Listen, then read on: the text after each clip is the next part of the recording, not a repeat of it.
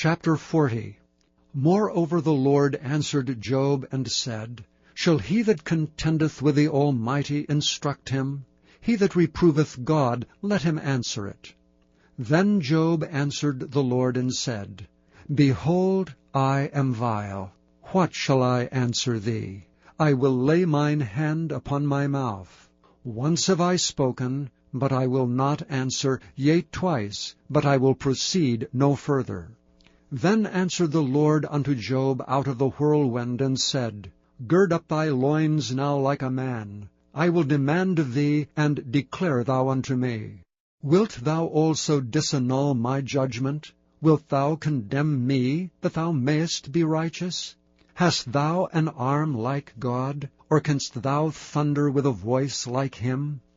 Deck thyself now with majesty and excellency, and array thyself with glory and beauty. Cast abroad the rage of thy wrath, and behold every one that is proud, and abase him. Look on every one that is proud, and bring him low, and tread down the wicked in their place. Hide them in the dust together, and bind their faces in secret. Then will I also confess unto thee, that thine own right hand can save thee. Behold now Behemoth, which I made with thee, he eateth grass as an ox. Lo, now his strength is in his loins, and his force is in the navel of his belly. He moveth his tail like a cedar, the sinews of his stones are wrapped together. His bones are as strong pieces of brass, his bones are like bars of iron. He is the chief of the ways of God. He that made him can make his sword to approach unto him. Surely the mountains bring him forth food, where all the beasts of the field play. He lieth under the shady trees, in the covert of the reed and fens. The shady trees cover him with their shadow. The willows of the brook compass him about. Behold, he drinketh up a river, and hasteth not. He trusteth that he can draw up Jordan into his mouth. He taketh it with his eyes, his nose pierceth through snares. Chapter 41. Canst thou draw out Leviathan with an hook, or his tongue with a cord which thou lettest down? Canst thou put an hook into his nose, or bore his jaw through with a thorn? Will he make many supplications unto thee? Will he speak soft words unto thee? Will he make a covenant with thee? Wilt thou take him for a servant forever? Wilt thou play with him as with a bird? Or wilt thou bind him for thy maidens? Shall the companions make a banquet of him? Shall they part him among the merchants? Canst thou fill his skin with barbed irons, or his head with fish spears? Lay thine hand upon him, remember the battle, do no more. Behold, the hope of him is in vain. Shall not one be cast down, even at the sight of him? None is so fierce that dares stir him up. Who then is able to stand before me? Who hath prevented me, that I should repay him? Whatsoever is under the whole heaven is mine. I will not conceal his parts, nor his power, nor his comely proportion. Who can discover the face of his garment? Or who can come to him with his double bridle? Who can open the doors of his face? His teeth are terrible round about. His scales are his pride, shut up together as with a close seal. One is so near to another that no air can come between them. They are joined one to another, they stick together, that they cannot be sundered. By his neesings a light doth shine, and his eyes are like the eyelids of the morning. Out of his mouth go burning lamps, and sparks of fire leap out. Out of his nostrils goeth smoke, as out of a seething pot or cauldron. His breath kindleth coals, and a flame goeth out of his mouth. In his neck remaineth strength, and sorrow is turned into joy before him. The flakes of his flesh are joined together, they are firm in themselves, they cannot be moved. His heart is as firm as a stone, yea, as hard as a piece of the nether millstone. When he raiseth up himself, the mighty are afraid. By reason of breakings they purify themselves. The sword of him that layeth at him cannot hold, the spear, the dart, nor the habergeon. He esteemeth iron as straw, and brass as rotten wood.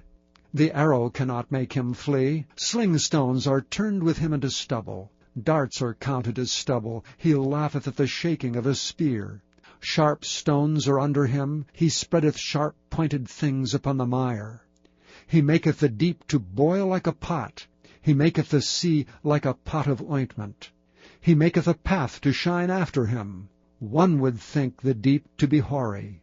Upon earth there is not his like, who is made without fear. He beholdeth all high things. He is a king over the children of pride. Chapter 42. Then Job answered the Lord and said, I know that thou canst do every thing, and that no thought can be withholden from thee. Who is he that hideth counsel without knowledge? Therefore have I uttered that I understood not, things too wonderful for me, which I knew not. Hear, I beseech thee, and I will speak. I will demand of thee, and declare thou unto me. I have heard of thee by the hearing of the ear, but now mine eye seeth thee.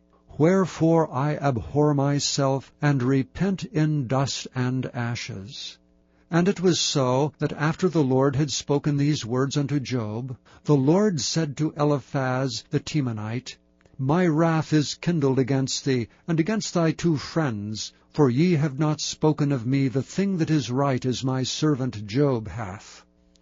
Therefore take unto you now 7 bullocks and 7 rams, and go to my servant Job, and offer up for yourselves a burnt offering. And my servant Job shall pray for you, for him will I accept, lest I deal with you after your folly, in that ye have not spoken of me the thing which is right, like my servant Job.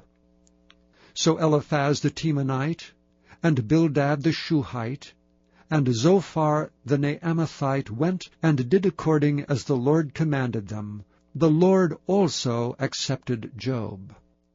And the Lord turned the captivity of Job when he prayed for his friends. Also the Lord gave Job twice as much as he had before. Then came there unto him all his brethren, and all his sisters, and all they that had been of his acquaintance before, and did eat bread with him in his house. And they bemoaned him, and comforted him over all the evil the Lord had brought upon him. Every man also gave him a piece of money, and every one an earring of gold. So the Lord blessed the latter end of Job more than his beginning. For he had 14,000 sheep, and 6,000 camels, and 1,000 yoke of oxen, and 1,000 she-asses. He had also 7 sons and 3 daughters. And he called the name of the first Jemimah, and the name of the second Keziah, and the name of the third Keren-happuch. And in all the land were no women found so fair as the daughters of Job. And their father gave them inheritance among their brethren.